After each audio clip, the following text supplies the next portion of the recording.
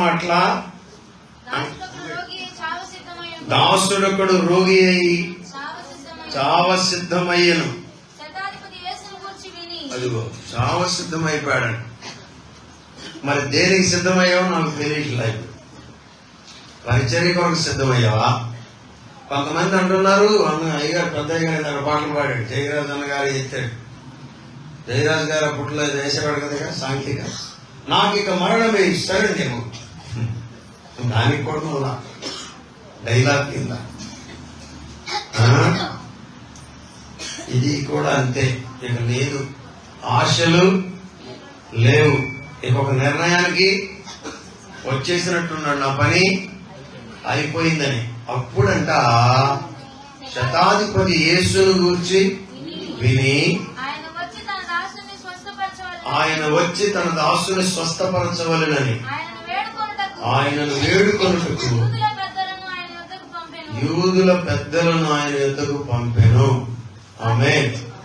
అందరూ నేను చెప్పింది చెప్పండి. శతాధిపతి యేసును గూర్చి విని. ఎవరు?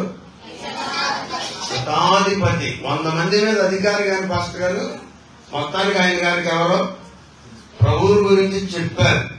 ఎంఆర్ఓ గారికి ప్రభువుని గురించి మనం చెప్పాలి. ఆర్డీఓ గారికి ప్రభువుని గురించి మనం చెప్పాలి. ఎమ్మెల్యే గారు వస్తే చెప్పండి అమ్మా, ప్రభువుని గురించి చెప్పకుండా షెడ్యూల్ మీద కట్టుబడి ఏంటిది?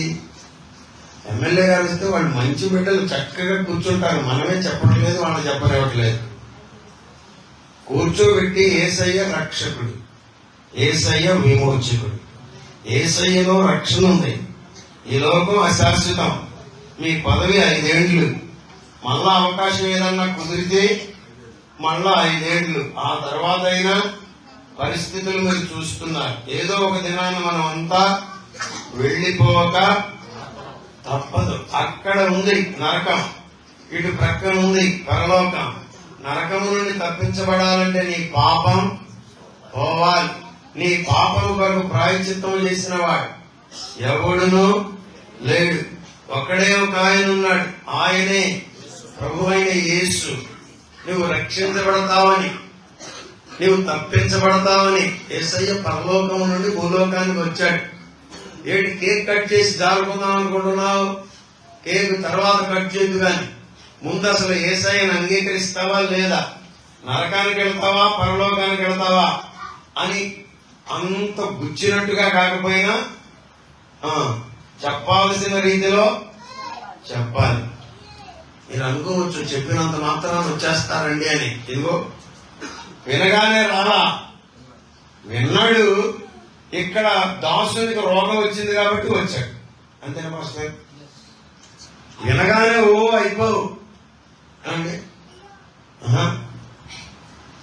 వినాలి, ముందు వినేటట్లుగా చెయ్యాలి, వినిపించాలి. ఒక ఆయన అన్నాడు, అయ్యగారు అన్నాడు, ఏంటి బాబు అన్నా, ఈ మైక్ చూడండి మా పాస్టర్ గారు ఎంత పెట్టాడు సౌండ్, ఇంత అవసరమా అన్నాడు. అంటే అతనేమనుకున్నాడంటే అక్కర్లేదు అంటాను అనుకున్నాడు. నేను ఇంకొంచెం ఎక్కువ అవసరం అన్నా. ఏంటి మీరేంటి వెటకారంగా మాట్లాడుతుంటున్నారు అన్నాడు. వెటకారం కాదు అన్న ఆయన, ఇది వెటకారం కాదు, ఇది మామూలు కారం కాదు, ఇది గుంటూరు మిరపకాయల కారం కంటే ఇంకా ఘాటుగా ఉంటుందంట. మిరపకాయల ఏ తొక్క అంటారు దాన్ని గారు చెప్పండి అమ్మా, ఆడపిల్లలు మిరపకాయలు తొక్కిన దాన్ని ఏమంటారా? ఏదో పచ్చడి అంటారు కదా, పండు మిర్చి పచ్చడా? పండు మిర్చి పచ్చడి కంట్లో పెట్టుకుంటే కేజీలు ఎలా ఉంటుందో దానికన్నా ఒక 1000 రెట్లు ఎక్కువ ఉంటుందంట నరక పరిస్థితి. అందుకే భక్తులు పాడారు, నరకము నోర్వాగలవా, నరకమందుండగలవా ప్రియ సోదరుడా, నిత్య నరకాగ్ని బాధలను కనుమా. నరకం వచ్చుకుంటావా?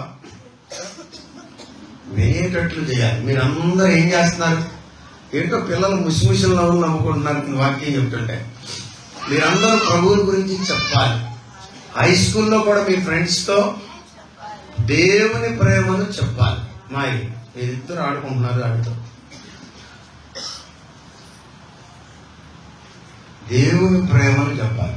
యేసు ప్రభువు నమ్ముకోక ప్రభువు నీకు స్వస్థపరుస్తాడు, ప్రభువు నీకు రక్షణ ఇస్తాడు, ప్రభువు నీ పాపమును క్షమించగలడు. ఎందుకనంటే నీ పాపముల కొరకు ప్రాణం పెట్టింది యేసయ్యే అని చెప్పండి. విత్తనం వేయండి, తెల్లారిపాటి మొలవగా పోవచ్చు, కానీ ఏదో ఒక దినాన పరిశుద్ధాత్ముడు వర్షం కురిపిస్తాడు, నల్లగా మొలుస్తుంది అంతే. హల్లెలూయా. ఏ తల్లి చెప్పిందో సువార్త ఎవరికి చెప్పండి, ఆయన మీకు వందనాలు పెట్టారు. శతాధిపతికి అండి, ముసలోళ్ళు మనం తక్కువ వచ్చింది అవి మాకండి. ఉప్పు చేప అమ్మడానికి రండి కాసు గ్రామంలో చెప్పండి సువార్త చెప్పిందంట ఓ ముసలమ్మ. ఏం జరిగింది తెలుసా? అక్కడ ఒక ఆయన ఉన్నారు, పురుషోత్తం గారు. మీ ఊరి పేరు పురుషోత్తం పట్టణంలో ఉందని, ఆయన పేరు కూడా పురుషోత్తం రెడ్డి గారు. అక్కడ లోకల్ గానేమో చిన్నపిచ్చి రెడ్డి అని పిలుస్తారు, పిచ్చిరెడ్డి గారు అంటారు. ఆయన మరి అన్ని జనుల్లో నుంచి రక్షించబడటం కష్టంగా ఆయన విన్నాడు. ఆయనకి ఇవన్నీ పెద్ద పెద్ద గాయాలు పడిపోయినాయట, సెగ్గడ్డలాగా వచ్చి సెగ్గడ్డలు వచ్చి నోటమ్మట అమ్మా అమ్మా అంటా ఉండేవాడండి. ఆ వేదనకు తట్టుకోలేకపోయేవాడండి.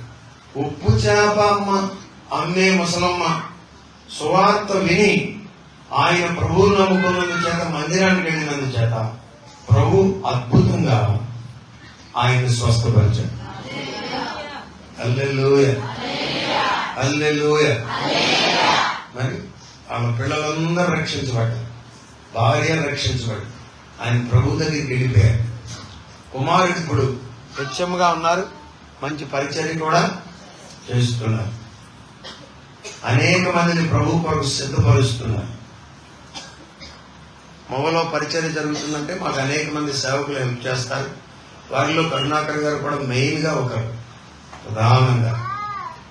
సరే, మీ చిన్న సాక్ష్యం ఏం చేస్తుందో మీకు తెలియదు, అందుకే సాక్ష్యం మీరు పలకాలి. ఆ ముసలం అనుకుని ఉంటుందా నా సాక్ష్యం ఇది గొప్ప కార్యాలు చేస్తుందని? తూచా తప్పకుండా దశమానం పంపిస్తాను. 1వ తారీఖు పొద్దుటే 20,000 టకామని నా దాంట్లో వాడేస్తాను. పరిచర్య కొరకు ఎట్లా వస్తాయి? మీరు సువార్త చెప్తే వస్తాయి. ఉప్పు చేప ముసలమ్మ చెప్పింది, కుటుంబమే ప్రభువులోకి వచ్చింది. కొన్ని వందల మందికి అయినప్పుడు దేవుని మాటలు అందిస్తున్నాడు. మన వాళ్ళ క్రిస్మస్ జరిగింది, కొన్ని వందల మంది వచ్చారు, 1,000 మందికి పైగా వచ్చారు. చిన్న విత్తనం, ఒక విత్తనం ఎంత ఉంటుందో చెప్పండి? చిన్నగా ఉంటుంది. అది మొలిస్తే అంత చెట్టు అవుతుందిగా. ఎన్ని కాయలు కాస్తుంది? ఎన్నో కాయలు. ఒక సంవత్సరం కాసి సరిపెట్టుకుంటుందా? మళ్ళా కాస్తుంది. విత్తనాలు పడాలి. హల్లెలూయా, హల్లెలూయా. విత్తనాలు శతాధిపతి యేసును గురించి విని, అయ్యా అయ్యా ఆయన వచ్చి నా దాసుని స్వస్థపరచాలని కొంచెం వేడుకుంటారా? ఏం చేయాలంట? వేడుకోవాల్సింది ఎవరు? మనం. వేడుకొనుట. పాస్టర్ గారు కూడా బాగా వింటే మంచిది. మనం ఏం చేయాలి చెప్పండి? వేడుకోవాలి. దేవునికి స్తోత్రం. అయ్యా అయ్యా అయ్యా, దేశానికి క్షేమాన్ని ఇవ్వండి అయ్యా, గ్రామానికి కృపనివ్వండి అయ్యా, ప్రజలను రక్షించండి అయ్యా, బిడ్డలను స్వస్థపరచండి అయ్యా, వ్యాధి నుండి తప్పించండి అయ్యా, నీ పాదములు పట్టుకుంటున్నానయ్యా అని వేడుకోవాలి.